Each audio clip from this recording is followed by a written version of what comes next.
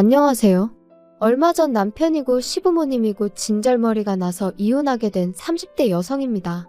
솔직히 남편하고는 별 문제 없이 잘 지내왔다고 생각하고, 그래서 적어도 남편은 당연히 제 편이 되어줄 줄 알았는데, 팔은 안으로 굽는다더니 정말 그 말이 딱이구나 싶은 게 너무 실망스럽더라고요. 그리고 막말로 남편 하나 보고 한 결혼이었는데, 남편이 이렇게 나오면 더 이상 같이 사는 게 무슨 의미가 있나 싶대요. 그래서 남편한테 그렇게 네 식구만 중요하면 네 식구랑 살으라고, 나 괴롭히지 말라 하고 이혼하자 했죠. 남편하고는 좀 이상하게 들릴지도 모르겠지만 소개팅 어플로 알게 된 사이예요. 사실 제가 워낙 숫기도 없고 낯을 많이 가리다 보니 연애하기가 쉽지가 않더라고요. 아니, 좀 더 정확히 표현하자면 좀 가까워지면 안 그런데 유난히 첫 만남이 어려운 타입이라고 해야 할까요? 게다가 제가 또 여중여고 여대를 나와서는 회사마저 압도적으로 여직원이 많은 곳에 다니고 있다 보니 한마디로 남자 만나기가 하늘의 별 따기였죠. 그래서 하루는 아는 언니랑 퇴근길에 맥주 한잔 하면서 반쯤 농담으로 신세 한탄하듯 이런 이야기를 했더니 언니가 자기는 남자친구를 소개팅 어플로 만났다더라고요. 깜짝 놀랐죠. 그래서 언니는 운이 좋았던 거라고, 그러다 괜히 이상한 사람한테 잘못 걸리면 어쩌려고 그랬냐니까. 그게 아무나 가입할 수 있는 건 아니고 학력, 직장, 그리고 자기소개서 같은 별의별 자료를 다 내야 된다는 거예요. 그러면서 오히려 지인들 통해서 하는 소개팅보다 부담도 없고 좋다며 저더러 한번 가입해보라고 혹시 누가 아냐 그러는데, 앞에서는 어우 됐어요 했지만 솔직히 좀 솔깃하긴 하대요. 그래서 그 만남이 있고 며칠 지나서 반신반의하는 마음으로 핸드폰에 어플을 설치했네요. 가입하고 한 일주일쯤 됐을 때 남편한테 쪽지가 왔어요. 사진이 너무 자기 스타일이라는 고리타분한 인사말과 함께요. 그리고 솔직히 어플 설치하고 나서 그런 비슷한 쪽지를 여러 차례 받았던 터라 그때도 그냥 넘기려고 했는데, 남편 사진을 보니까 웃는 게 사람이 뭔가 인상이 서글서글해 보이는 게 눈길이 가더라고요. 그래서 답장을 했고 쇳불도 당김에 빼랬다고 이튿날 바로 만났죠. 그런데 더 신기했던 건 이미 핸드폰으로 몇 차례 대화를 주고받았어서 그런가 그렇게 어색한 것도 없고 꼭 알고 지내던 사람을 만난 것 마냥 마음이 편한 거예요. 뭐 다 끝난 마당에 이런 이야기가 무슨 소용인가 싶지만 좋았던 시절도 분명 있긴 했어요. 아무튼 이후로 저희는 인연을 사귀었고 사귀는 동안 적어도 저희 두 사람 사이에는 큰 문제가 없었습니다. 하지만 그럼에도 불구하고 때때로 서로 마음이 상하는 경우가 있었는데 그건 남편의 하나뿐인 여동생 바로 신우 때문이었죠. 일단 저희 신우에 대해서 이야기를 하자면 저희 남편하고는 10살 차이, 저하고는 8살 차이로 솔직히 제 사촌동생보다도 어리고, 하지만 물론 단지 어리다는 그 사실 자체가 문제가 되는 건 아니에요.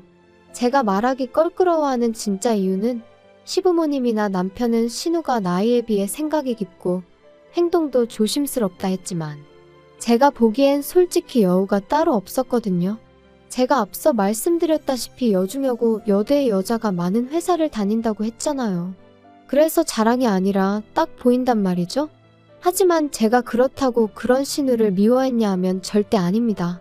오히려 남편 동생이니까 선을 좀 넘어도 말을 좀 막 해도 못 본 척 못 들은 척 눈 감아주기가 일쑤였지요. 하지만 그런 일이 반복되니까 나중엔 할 소리 못할 소리 아예 분간을 못하더라고요. 심지어 한 번은 시부모님도 계신 자리에서 제 미간을 들먹이며 언니 어렸을 때 혹시 어디 아팠냐? 왜 지능이 좀 부족한 사람들이 미간이 넓지 않냐는 들어보도 못한 헛소리를 짓거린 적도 있어요. 그리고 그렇게 신우가 선을 넘으면 어머님 아버님이라도 한 소리 따끔하게 하셨어야 하잖아요.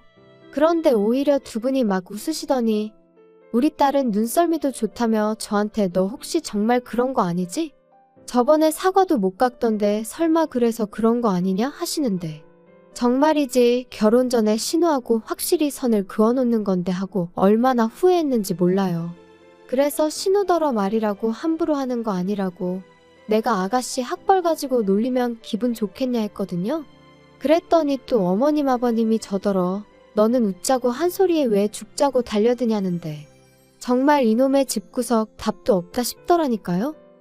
하지만 그런 이유로 제가 남편이랑 이혼을 결심한 건 아닙니다.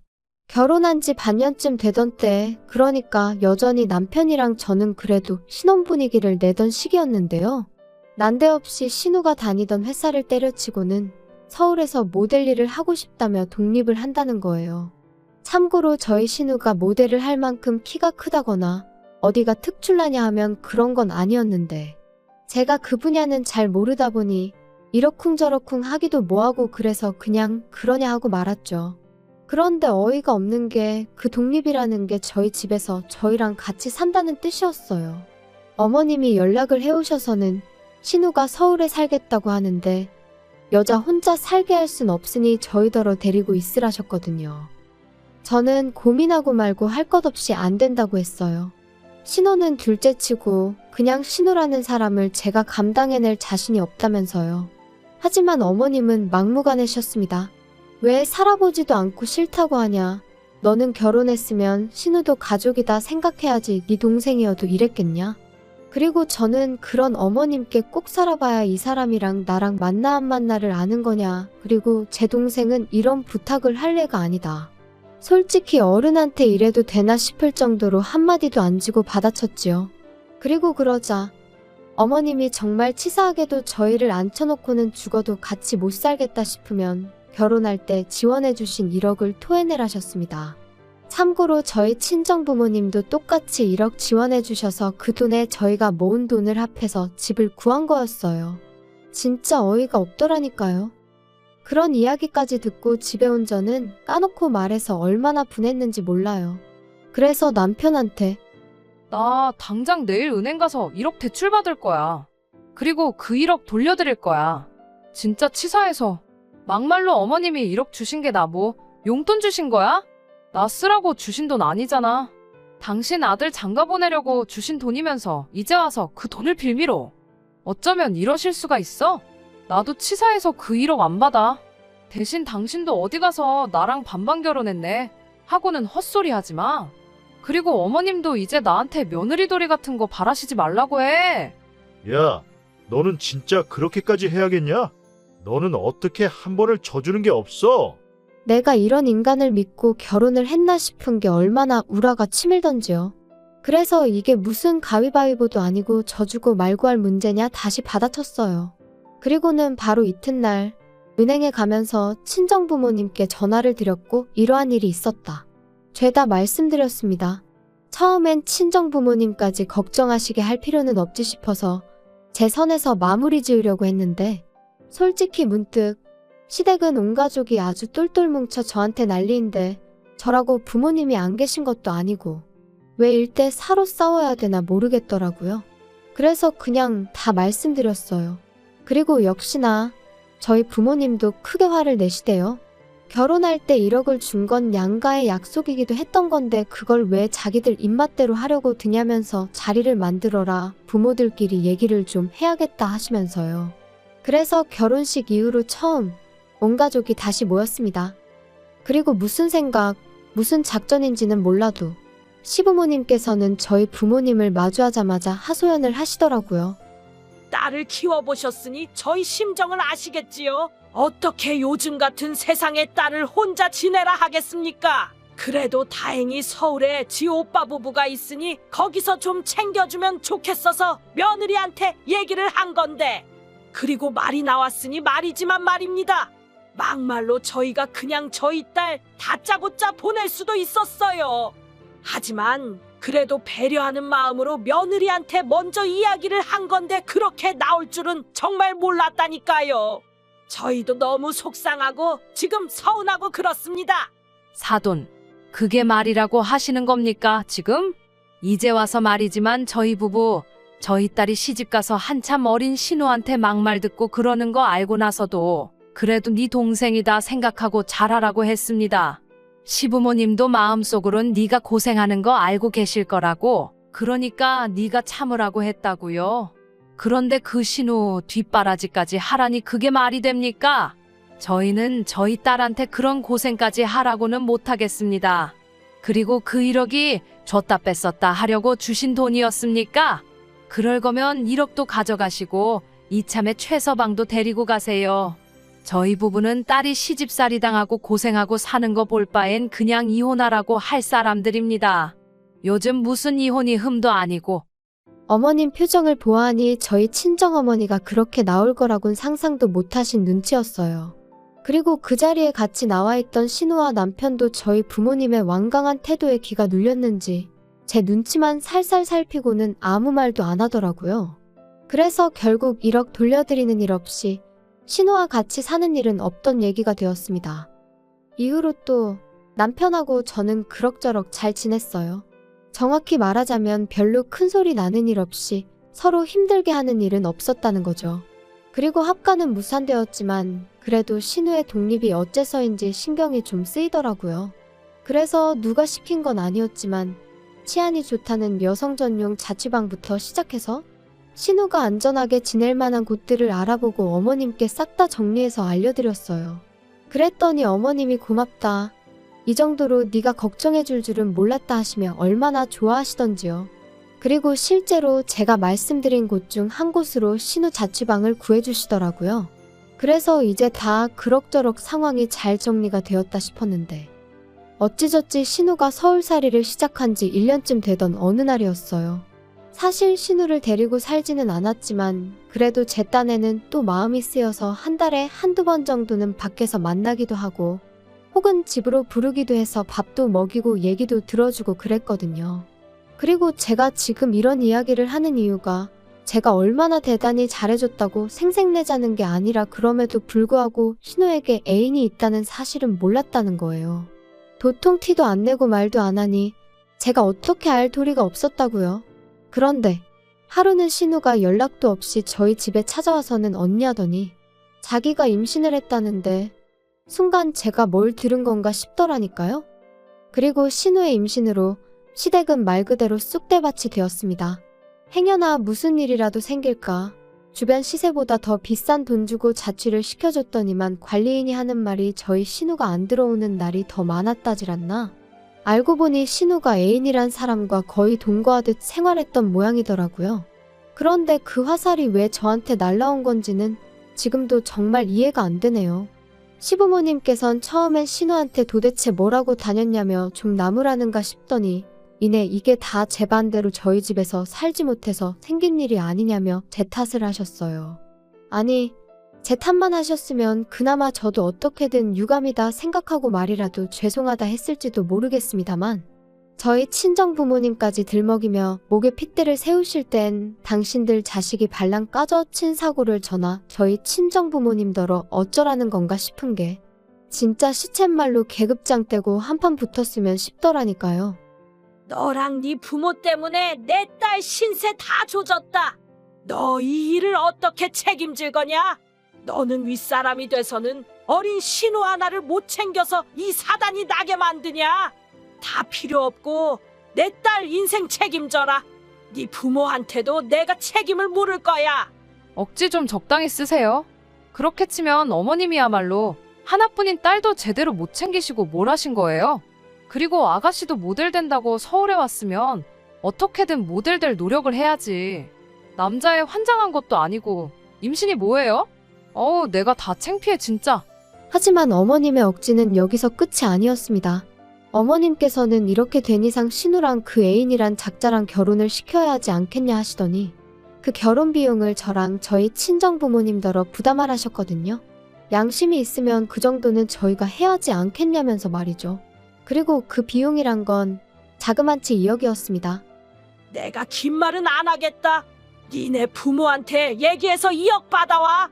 앞길이 구만리 같은 내 딸 인생 조져놓은 값이라 하면 2억이 아니라 20억을 받아내도 분이 안 풀릴 것 같지만 그래도 네가 내 며느리니까 내가 엄청나게 참고 참은 줄이나 알아. 내가 마음 같아서 니네 부모도 다 고소해버리고 싶은데 내가 정말 참았다. 그러니까 열을 줄 테니 2억 만들어와. 그것도 못하겠다 하면 나도 그땐 못 참는다. 그리고 저는 그때까지도 그래도 중간에 낀 남편이 불쌍해서 어쨌든 신우가 안 됐어서 그냥저냥 참아드리려고 했던 건데 정말 더는 이렇게는 안 되겠다 싶더라고요.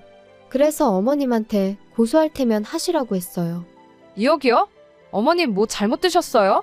진짜 어이가 없네요. 고소요? 하세요, 그럼. 하고 싶은 건 하셔야지. 참았다 병나면 어떡해요. 대신 저도 저희 부모님도 그땐 이렇게 말만 하고 있지는 않을 겁니다. 때도 적당히 쓰셔야지. 집에 돌아와서도 한참 동안 분한 마음이 어떻게 주체가 안 되더라고요. 그런데 그때 평소보다 늦은 퇴근을 한 남편이 저를 보더니 한숨을 푹 내쉬대요. 그리고는 오늘 어머니랑 또 한판 했다며 그러는데 짜증이 정말 확 나는 거예요. 남편의 말투라고 해야 하나 그게 저를 아주 한심하게 여기는 시기였으니까요. 그래서 제가 남편더러 말을 그렇게밖에 못하냐니까. 야, 나도 답답해서 그래. 그러니까 처음부터 우리가 데리고 있었으면 얼마나 좋았겠냐고. 아니, 그게 지금 말이라고 해. 막말로 자취하는 여자들은 다 임신하니? 시부모님도 당신도 왜 자꾸 신우가 잘못한 걸 나랑 내 부모님한테서 원인을 찾아? 나는 뭐 할 말 없어서 가만히 있는 줄 알아? 이게 다 가정교육을 잘못 받아서 이렇게 된 거지. 너 진짜 말이 너무 심하다. 말 가려서 해. 가려서 말할 건 내가 아니고 당신하고 당신 부모님이야. 진짜 지긋지긋하다. 오늘은 당신 부모님이 나더러 친정 가서 2억 받아오라더라? 신우 인생 조져놨으니까 위로금으로 받아야겠대. 어머님 머리가 어떻게 되신 거 아냐? 야, 너 내가 말 조심하랬지. 그리고 솔직히 2억이 없어서 그런 거면 차라리 우리 부모님한테 가서 무릎 꿇고 죄송하다고 빌어. 빌면 봐주실지도 모르지. 네 부모님도 그래. 그렇게 뻔뻔하게 모르쇠로 나오실 게 아니고 우리 부모님한테 미안하다 숙이고 들어오셔야지. 막말로 그렇게 버티고 계시면 너랑 나도 못 살지 않겠냐? 너 말 잘했어. 나 너랑 정말 못 살겠거든. 고소고 나발이고 니네 하고 싶은 거 다 해봐. 그리고 너랑 나도 이쯤에서 갈라서자. 제발. 남편하고는 또다시 할 말 못할 말 해가며 정말 서로 때리지만 않았지 이웃이 경찰까지 불렀을 만큼 크게 다투고 말았습니다. 그리고는 서로 정말 지긋지긋해져서 일주일 만에 바로 이혼 서류 접수하고 한 달 동안 남편은 자기 본가에 저는 제 친정에서 지냈죠. 아쉬움이라곤 눈꽃만큼도 없었고 오히려 더는 숨소리도 견딜 수 없을 정도로 꼴보기도 싫었거든요. 그리고 제가 친정에 있는 동안 시부모님한테 몇 번이나 연락이 왔는데 댁 아들하고 이혼하기로 했으니 저한테 이러지 마시라고. 자꾸 이러시면 경찰에 스토커로 신고하겠다 하니까 나중엔 좀 잠잠해지대요.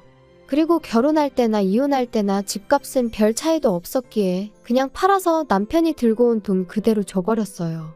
대신 같이 결혼 생활하는 동안 월급 관리는 제가 했는데 그걸 가지고 적금이 어쩌고저쩌고 하는 걸. 니 처먹고 사는데 다 써서 없다고 악다구니 한 번 써주니 찍소리도 안 하더라고요. 그리고 어떻게 보면 제가 모처럼 남편이란 작자를 다시 떠올리고 이렇게 사연까지 쓰게 된 계기이기도 한데 발 없는 말이 천리 간다더니 우연히 신우 소식이 제 귀에 들려왔습니다. 일단 신우는 그 애인과는 결혼을 못했는데 애인이란 사람 부모가 요새는 출산 전에도 친자검사를 할 수 있다더라며 신우한테 그걸 하자고 했던 모양이에요.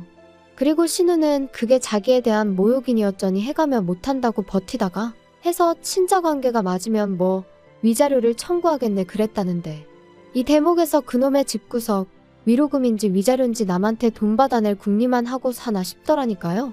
아무튼 그래서 친자검사를 했는데 아니었던 거죠. 그리고 더 웃긴 건 알고 보니 신우의 남자 관계가 워낙 화려해서 누구 한 사람을 특정해낼 수가 없었던 모양이에요.